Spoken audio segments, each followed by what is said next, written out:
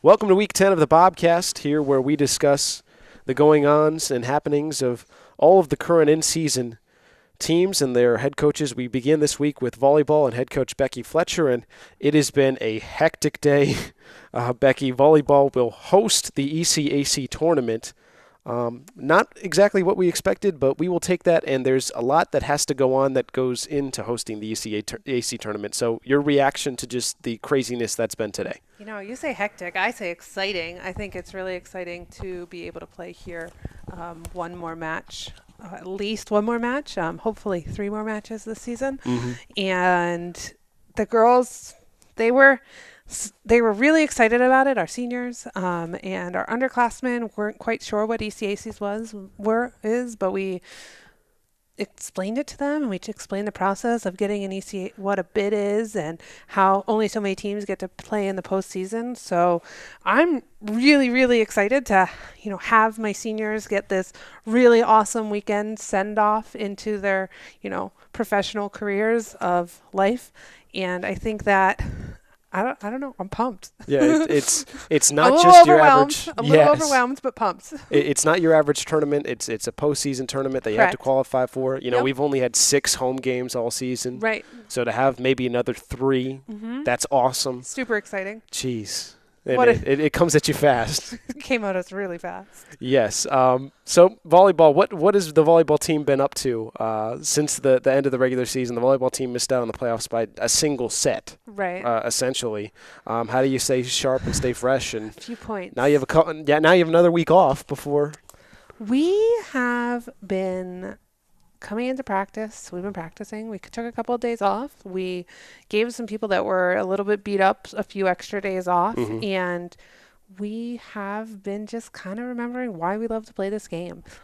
So just some really fun practices that are competitive, not too long, get them in, be really efficient with our time, get the reps in that we need, get the competition that we need in, and really just have a lot of fun doing it. Our practices this past week have been a blast, and they've been working really hard, and they've been really competitive, and they haven't really lost sight of why they're in there. And that's pretty neat to say at this point in the season when we didn't even know if we were going to be playing this week. And now it will be here in Bobcat Arena, which is just crazy to say. Yeah. Coming into the day, we were looking at all the different permutations, and this was not one of them. No, this not is not at one all. that we came up with. And we'll Pleasantly take it surprised. though. We'll take it though. You can watch the whole tournament this weekend on the Bobcat Sports Network, and I'll be busy calling volleyball and soccer.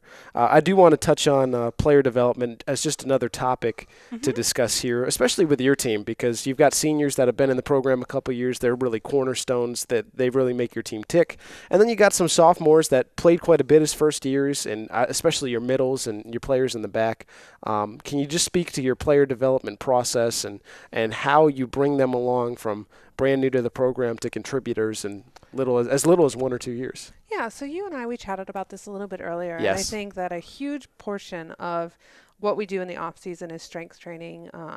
Anshul has been working with our team now. This is his 2nd year working with our team, and we've seen great gains in strength, but we also see gains in things like injury prevention. So doing shoulder stability and knee stability things. So that way we're really doing our best to prevent injuries the best we can. And, this year, I think that it had nothing to do with our strength training, but a lot to do with just, reoccurring injuries and some freak injuries. But I think strength training is a huge part of our culture and our team here at Frostburg. And it's really neat because it's not something we require or can require at the Division III level. It's something that our athletes have bought in, and they learn really quickly about what being dedicated to that program does. Yeah.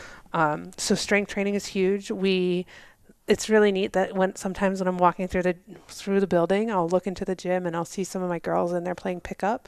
Again, that's something at the Division III level where we can't require it, and I can't even schedule it for them. So they just find time and they'll come in and they'll show up, and I'll see them, just a couple of them working on serve and pass, or just a lot of them coming in and playing some pickup. So that's another opportunity. We also have this opportunity in this area that started a few years ago where our girls have the ability to coach some local club teams, and it's really neat to see them develop these relationships with these 13 through 17-year-old girls that live locally, and maybe would not have had the opportunity if my girls weren't coaches. So they get to coach them, and they coach them through physical things and how to fix their platform or how to adjust their approach.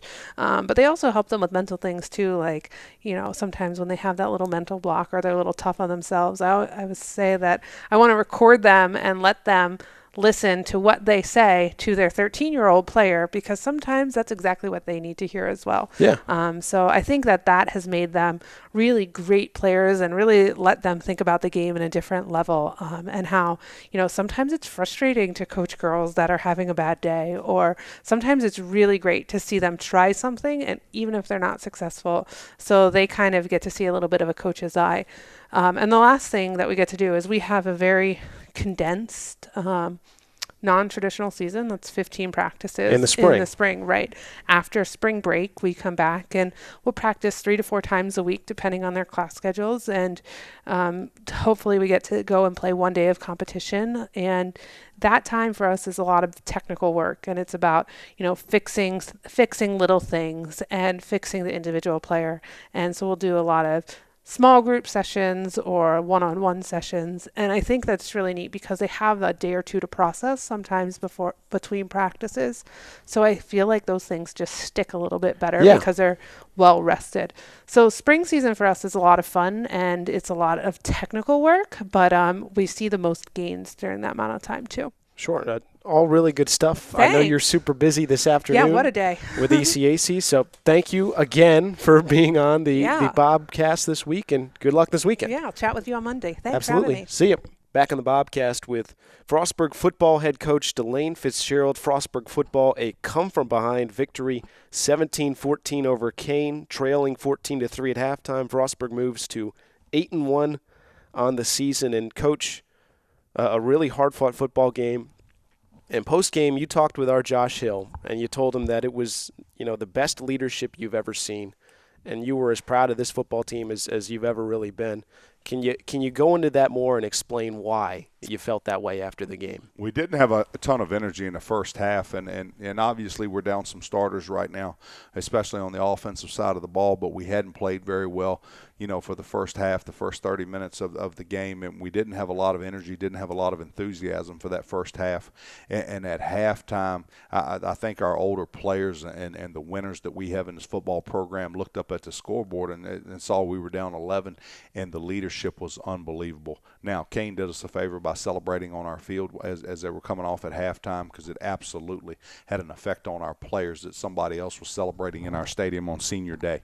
But Niall Scott brought the team together before we went to the locker room, and the things that he said to his teammates and stuff were the things that champions say to people, and I'm not going to repeat everything that was said, but it was unbelievable. And we went in at halftime, and all of our guys our entire team took the first 2 or 3 minutes to get themselves composed, and then everything that was said was in a positive, constructive, we're going to take it play by play for the next 60 to 65 plays, and we're going to pull this victory out.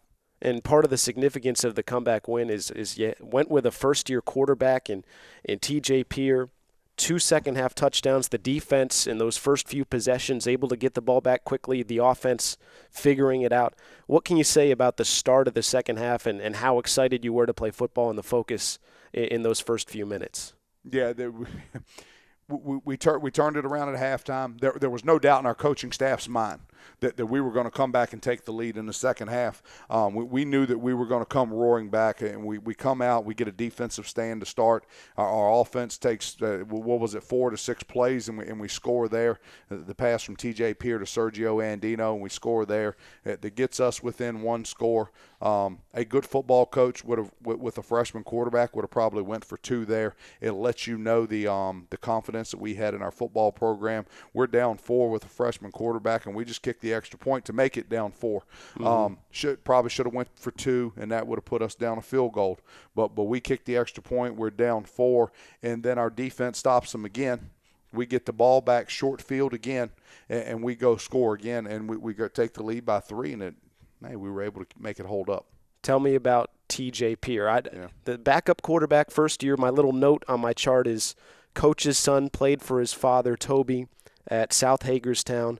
What did you make of his day, his progression through the game, and him as a player in your program? Yeah, TJ's a good football player, probably a better person than he is a football player. TJ's a great student. I don't want to tell you something that's wrong, but he's somewhere around a 3.8 something GPA here. You know, him and his parents are probably still angry about that 1B that he's gotten in school in his years here. But TJ is he's a redshirt freshman for us. TJ did a great job on Saturday. He was deserving of being the NJAC Rookie of the Week. I can't say enough good things about TJ. TJ handles his business day in and day out in an adult and gentlemanly manner and represents our university and our football program well. It's not a surprise to us that he played well on Saturday. He's going to play well for us in the future. And then I'm coming to work early yesterday morning, and there's TJ passing me in his car, and he's in his coat and tie, and he's headed to church, which makes you put a little bit of smile on your face. You know, when your quarterback is going to church on Sunday morning, and you know he's done the right things the night before, and he's doing the right things that day. And he had an outstanding, especially second half, as you mentioned, NJAC Rookie of the Week. Also in the second half, a absolutely dominating second half performance, 36 yards. Kane was 0 for 5 on third down, 0 for 2 on fourth down, a takeaway defensively. This game reminded me of the Rowan game where that unit just takes over for a half of football. How do they do that? We haven't started games as well defensively this fall as we have past falls. We didn't start the Rowan game great on defense. We didn't start on Saturday. We weren't great on defense on Saturday. However, Coach Kelly and the other defensive assistants, you know, Coach Wade and Coach Lowry and Coach Blackwell and Coach Mayer, they all go in at halftime, and we let the young men have a minute or two to compose themselves. And then our defensive staff went to work, and the talk from our coaches to the players was really, really good. And then the response from our players back to the coaches was really, really good on what we needed to fix in the second half. The young men responded to the coaching staff, went out and fixed it.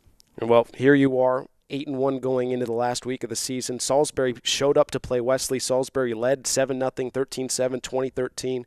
Wesley was the stronger team in the second half. They're a strong team again. This year, Salisbury is, you know, a team that's top 3 in just about every stat with you and with Wesley. What's it going to take to beat Salisbury down there? Yeah, the teams are fairly even.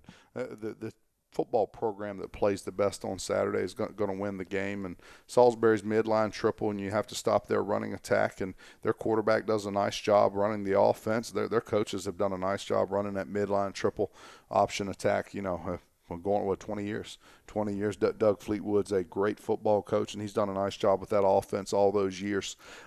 But their quarterbacks do a nice job. They've got a fullback that's as good as anybody in the conference running the football. If the quarterback makes good decisions, we have to tackle well to have any chance. We have to run and tackle our assignments and do our job. You have to be unselfish and tackle your assignment to be successful against them. On defense, they're better than they've been since I've been here. Same defensive coordinator, Rob Disbennett, and he does a nice job. Rob does a nice job with that defense and stuff, but he's running the same scheme, but they're running it better than they have over the 4 years that we've been here, and their players line up, their front 7 lines up and plays hard, and then all 11 guys run to the football for them, which is better than it's been in the past. Andy, long story short, the football program that plays the best on Saturday is going to win the football game. And finally, it's the 19th Regents Cup. It's a 21st century rivalry for the most part. You've been a part of 3 of them. The last 2 have come down to literally the final 90 seconds for a game-winning touchdown. Can you speak to the rivalry, the intensity, and do you see another close game? And what was the difference in those 2, the win and the loss in the final 90 seconds? Yeah, I'd be surprised if it's not a close football game. In speaking to the rivalry, yeah, it's very important to the fans of both schools. It's very important to the alumni of both schools who wins this game. It is the biggest thing in the state of Maryland this week. It's the biggest sporting event in the state of Maryland this week. It may be the greatest sporting event in the state of Maryland total, it all year. But it's a really, really big deal, and it's important to the players and the coaches and the family and the fans. And what more can you say about it? We're the 2 Division III state schools in the state of Maryland. I think it is a healthy rivalry. I think it's a fun rivalry. I think it's going to be a great week and going to be a fun day on Saturday. We're fired up. We can't wait. Delane Fitzgerald, thank you for joining us on the Bobcast. Thank you for having me. Next on the Bobcast, we have men's and women's cross-country coach Dale Louie, and another off week for cross-country. CAC championships 2 weeks ago. Men finishing 6th, women finishing 8th. They head to Big Springs High School in Neville, PA on Saturday for the NCAA Mideast Regional hosted by Dickinson. Now, Coach, we've been talking all year about these regionals and the preparation for this specific meet. And we're also coming off the CAC championships where the women had only 8 available runners. The men sent a larger team.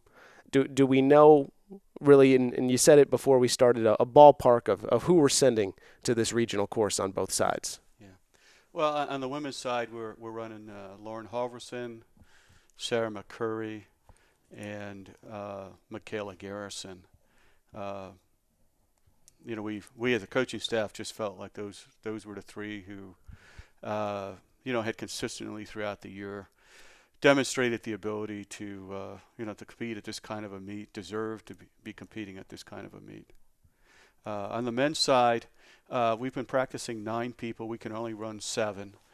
We've been practicing 9 because we had some, I guess you'd say, somewhat minor injury issues there on the men's side. Mm-hmm. We typically have asked 1 or 2 people to continue to practice with the team.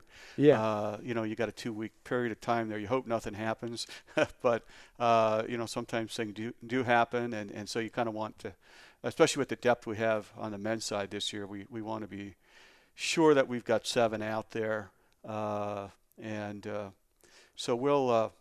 I think we're moving towards identifying those 7, mm-hmm. But we'll probably give it another day or so before we,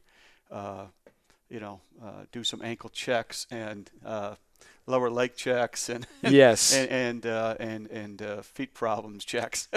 With those 9 to see who are the 7 will ultimately end up serving. Right. And throughout this season, we've talked about the choices you've made in terms of picking out the courses in preparation for your conference and then the Mideast Regional, and it seems like the schedule was geared towards the Mideast Regional. How would you say the schedule's prepared you for this meet on Saturday? Well, the course that's we've had a couple courses that, including our own home course, that definitely would help us prepare for the Big Spring course. The Big Spring course, is more of a typical cross country course, especially for central to western Pennsylvania, mm-hmm. And so that should meet our criteria. It's kind of the course that we're more used to running on. Specifically DeSales, which was the regional course in past years, including last year. Mm-hmm. Is a course that's somewhat comparable to Dickinson. Every course is a little bit different, but this Dickinson course has some flats on it where people will really be flying along, especially at the beginning. And then there's some good uphills, and there's a wood section that gets a tad bit narrow and a little bit rough, which definitely presents some challenges and some issues. And then we talked a couple of weeks ago about the CAC championships and how important it is to sort of run as a team. And I get the sense when you look at the men's team in CACs, 6th place overall, a place back from last year, we didn't necessarily see as much of it as we would have liked. Do you think there was a lesson to be learned at conference championship time and perhaps maybe even a better showing here at the regionals? Sure. Well, I mean, that's our hope as a coaching staff, that every race is a learning experience, and especially races at the level of a conference championship with the number of national ranked and regionally ranked teams that we ran against there. So it should help us for this coming Saturday. It's the challenge this Saturday, besides the level of competition, is the immensity of the field. We're looking at probably 65 schools. We'll be putting representatives out on that starting line.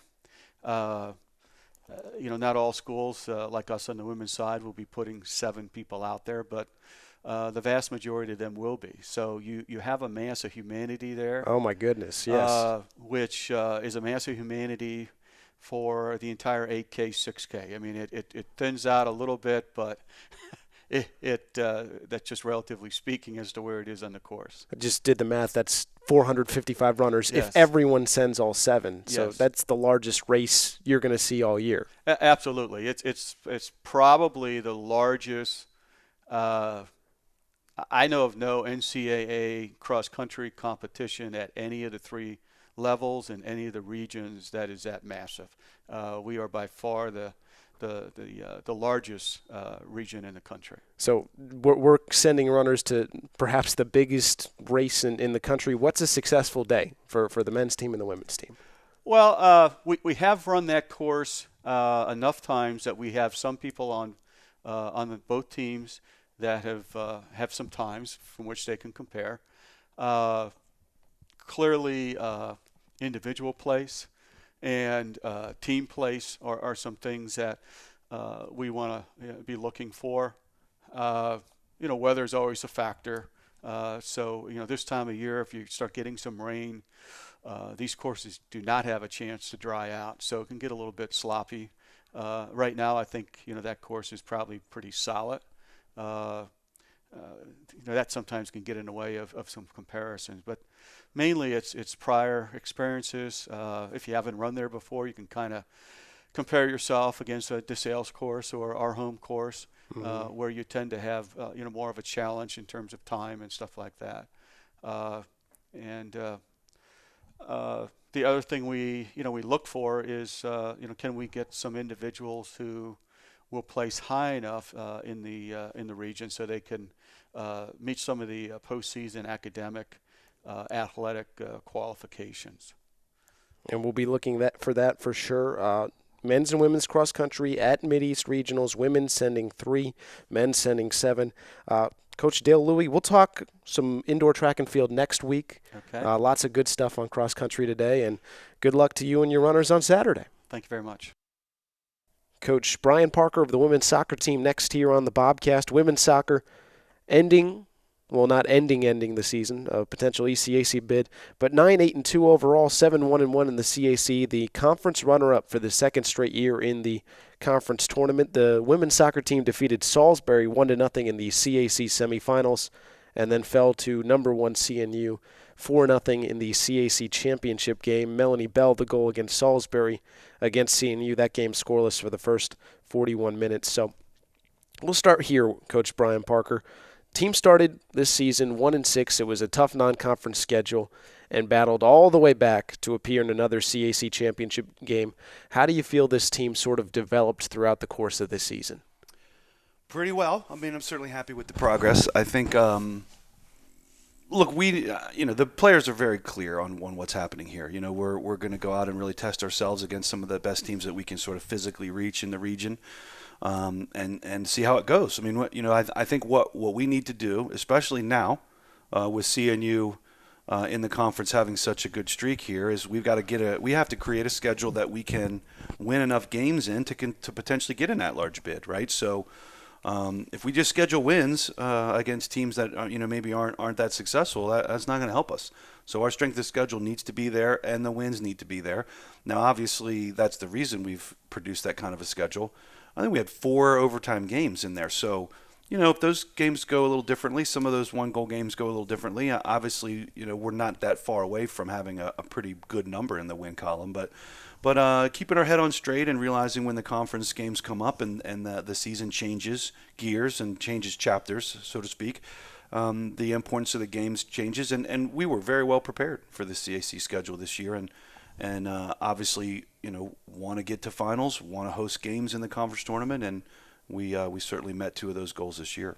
And looking at the next chapter, the CAC season, earning the 2 seed, getting the bye to the semifinal, the next chapter, the playoff with Salisbury, it was basically this. 2 good teams got together, Frostburg, Salisbury, one had to win, one had to lose.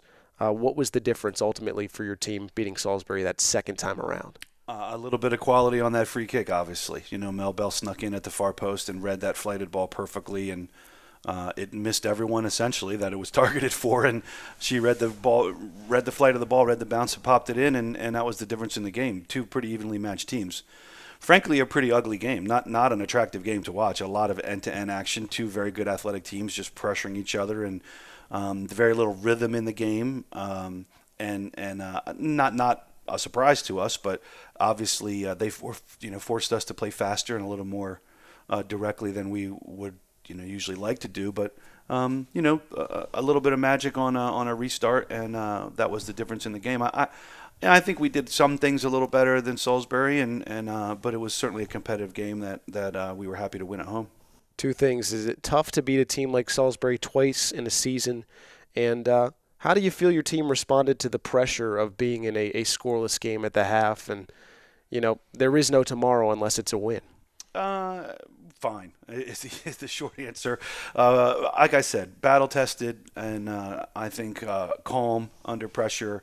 Again, the flow of the game and the athleticism of Salisbury absolutely forced the issue in lots of areas of the field. So give them a lot of credit for that, without question. But in terms of having confidence that we would get the chances we needed, or would do well in overtime, or even do well in PKs, I mean, we were prepared for every eventuality in a conference tournament game, and have rehearsed a lot of things. And I think the players, we hadn't allowed a goal in 4 or 5 games. I think at that point, I think there was a lot of reason to be confident, and we had a lot of the players we expected, and had a good rotation off the bench. So I think there was a lot of reason to be confident. And, it's ever easy to beat anyone twice, but, you put that out of your minds. I mean, I think we got confidence from the homecoming game and the earlier win against Salisbury, but certainly took nothing for granted, and were as well prepared as we could be, and we got the job done. Here with women's soccer coach Brian Parker, we'll talk about the CNU game. Earlier this year, I asked you what makes CNU so good, and you said they have amazing depth, 2 very good teams, and they have 2 just phenomenal individual players. What was the game plan against those strengths for CNU, and how do you think your team executed? So the game plan was to hang in there, Yeah, defend like mad, and hope for a special moment on a counterattack or a restart, and maybe steal it from them. Frankly, what was the counter? That was the plan. We're not a real patient team. We've been playing kind of a high press, fly around and make teams play fast, kind of defensive style all year. And now, we spent 2 days working on being a little bit more disciplined, letting them basically bring the ball to us, defending less space, but just, really defending that space aggressively on our terms. And I think it was a fantastic start to the game. And, like I said, for about 42 minutes, we hung in there and did exactly what we expected. So we kept ourselves competitive, and we're certainly in the game for a long time, but their quality shown at the end, of course. Yeah, seeing you a goal right at the end of the first half, 3 in the second half, and they've been outstanding all year. What makes it tough against CNU once you've allowed that first goal and then can't necessarily play for the result, so to say? Well, you always hope when you're in a defend and counter mode that the ice will not break. That you can kind of keep the seal on it for as long as possible. But once you break that ice, and the can is opened, they really came after us. I mean, I give them a lot of credit for having a tremendous amount of energy and quality in the second half. And, as a coach, you always obviously think through the what ifs. And, if we had gotten to halftime 0-0, could it have been different? Of course, anything could be different, but they scored 3 different and very good quality goals in the second half. And they're a good team, and they'll represent the conference very well, and we wish them all the best. Well, CNU's moving forward to the NCAAs, potentially for Frostburg, a bid, very likely a bid in the ECACs. Are you interested? Is your team interested? Are you preparing for it? What are you looking for out of the final moments of a lot of your seniors' careers? Well, I think the most disappointing thing about the season ending is the season ending. How hungry is the team to just keep training, keep being together, keep working to improve and get better and test ourselves against competition. I mean, if you're not in love with the soccer and you're not thrilled about being a competitive college athlete, you wouldn't be in this environment. So I think the drivers should always be there for any team to want to continue to train and get better. If we get an ECAC bid, we get to train for another week. We get to be together and get better. I think that should be motivation enough. We always try to sort of set our mental timer for Thanksgiving and plan to play postseason games. We're fortunate that there is an ECAC and that we're in this area where we get to play in a second tournament if we get that chance. And I think we should be thankful and do our best to honor the opportunity and try to win another game or two. And check on frostburgsports.com, which you're already on. If you're listening to this, you'll see if the women's soccer team when and where they'll be competing in ECACs. Coach Brian Parker, thank you so much for joining me on the Bobcast. Thanks. It's been fun. Next on the Bobcast, we have men's and women's swimming with assistant coach Becca Yost. And in men's and women's swimming, Salisbury was the matchup this past Saturday. The women defeated Salisbury 175-87, the first time in school history. The men fell 172-90. For the women, big win in the CAC. Macy Nitchie, 3 wins. Maddie Weinberger, 3 wins. Becca Marsh, a pair of wins. Taylor Stanback and Valerie Yoder each picked up a victory. Christian March on the men's side led the way with 3 wins of his own. So, Becca Yost here. What do you make of the Salisbury meet? Both sides, women the winners, men competing as well. It was a really exciting meet to watch, and it has been a very beneficial meet to see, especially for our women's side, because going into the preseason polls, Salisbury was ranked 3rd. So to come away with a win against a team that ranked 3rd just shows the potential we have moving forward for the season and the potential we have in conferences to move up that chain and just keep competing at a high level and a high intensity with the other teams in the conference. And as my 3rd year here, it's been remarkable to see the progress our swimmers have made on both sides. Women with this first win ever against Salisbury, and men who have still made amazing progress in the past 3 years and competing at a competitive level and coming away with more points than we ever have before. So it's a great thing to see and an extremely rewarding thing to see. I want to highlight Maddie Weinberger, all CAC last season. A big performances so far this season. What is her ceiling? What are the goals that she can attain this year, and how does she go about doing that? Maddie is a natural competitor. She puts 110% of effort into everything she does, whether it's the pool, the weight room, the classroom even. So I think her as a competitor, she is going to see herself reach new levels that she's never reached before this year. I think she has amazing ability to come away with some conference titles this year in the 100 and the 200 breast and follow in Macy and Christian's footsteps as they did last year. I think she has also the potential to come away with some NCAA B cuts. As of right now, she's going times that she's never done in season. She's going times that she did while she was tapered and rested. So for her to be going those times now when we're not tapered and we're not rested, their bodies are sore and tired is an amazing thing to see. And I think it only bodes well for her in the future and for their F&M Invitational in 2 weeks and in conferences in February. Also looking at the women's team, Becca Marsh could have had 3 wins.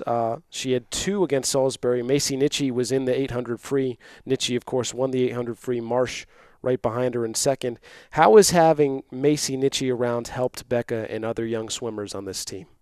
I think having somebody like Macy on the team, somebody who's been through the process for 4 years now, seen remarkable success from the progress and our program, I think bodes well for our younger swimmers like Becca, because they can look up to somebody like Macy, see that all the work Macy has put into the program, it pays off. And what we're doing in the pool, what we're doing in the weight room, it all pays off. And I think Macy is the highlight of that, and to see somebody like that I think only motivates our swimmers more, because if they do the same hard work, they know that they can reach their goals and that success is going to ultimately pay off for them. Macy Nitchie, obviously the swimmer of the year last season in the CAC. We're talking to assistant swimming coach Becca Yost, and going back to the Salisbury meet, one of the most exciting moments for me was the 100 butterfly where Taylor Stanback, Elizabeth Myers, Emily Turner all 1, 2, and 3.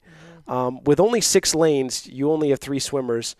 I'm completely new to swimming, especially here at the college level. How rare is that to go 1 through 3, and how exciting of a moment is that in a meet day like that? It's extremely exciting. Whenever you have the opportunity to come away with that clean sweep, and it's an extremely exciting moment, and I think you could see it in our stands on Saturday because we also had the ability and had the opportunity to sweep the 200 freestyle, which we did. Taylor Stanback and Megan Doyle both came in within that last 25 to come in away with that 2-3 spot after Macy in the first position. And even for me, it was an amazing thing to see and an exciting thing to see because our stands just lit up with cheering, and me and Coach Anderson, Justin, just kind of, and Trey, the other assistant coach, looked at each other and were like, wow, we've never really seen this excitement here quite at this level before, and like the loudness and the cheering. It was an extremely exciting thing to see, and it isn't a very common thing to see, especially in conference meets. Conference meets are our most competitive meets of the year, and to become able to come away with not just 1 sweep but 2 sweeps was a really exciting thing. Yeah, for me being the first Frostburg meet I've been at, that was really, really exciting in a way that I wasn't really expecting. Shifting gears over to the men's side quickly, Christian March, another 3 wins. I was kind of bummed I didn't see him and Josh Brown go head-to-head in the 50 free. Brown came from St. Bonaventure to Salisbury, so he's a good sprinter. He is. So I'm excited to see that come championship time. But what's the process not only for Christian, just in general, for selecting who's going to go where come meet day? So it's a process, definitely. Going into a meet, we kind of do a scouting report. We see what swimmers they have, where their strengths are, where their weaknesses are, and we kind of play upon our strengths against their weaknesses. And for Christian, he's such a versatile swimmer, so he's not going to be really swimming his main events every week. You might not see him in the 100 breast, 200 breast, 50 breast, 50 free every meet. He might swim something like the 200 IM or a few butterfly events, just depending on where their weaknesses lie or where their strengths lie. So it's kind of like a puzzle sometimes, just figuring out where we should place our swimmers against their swimmers. Finally, coming up, another swim meet this weekend, St. Mary's, I do believe. What's the plan for St. Mary's? What's the preparation like, and what can you build off from last week? I think we build off of a high energy meet this past week, and we keep pushing it in the pool and keep pushing our swimmers to new levels. And I think this weekend at St. Mary's, it's going to be another competitive conference meet, and a meet that we could see ourselves coming away with wins on both sides. They do have competitive swimmers, but I think our kids are ready to compete and get in there and push for that win. And I think it will be a good meet coming up. It's our last dual meet before F&M, and I think it will be a good thing for them to see where they are right now, right before F&M and right before they do get to taper and rest and compete in our invitational. So I think it should be an exciting end to our first semester. We're looking forward to it. Assistant Coach Becca Yost, first time on the Bobcast. Thank you so much for coming on. Thank you for having me.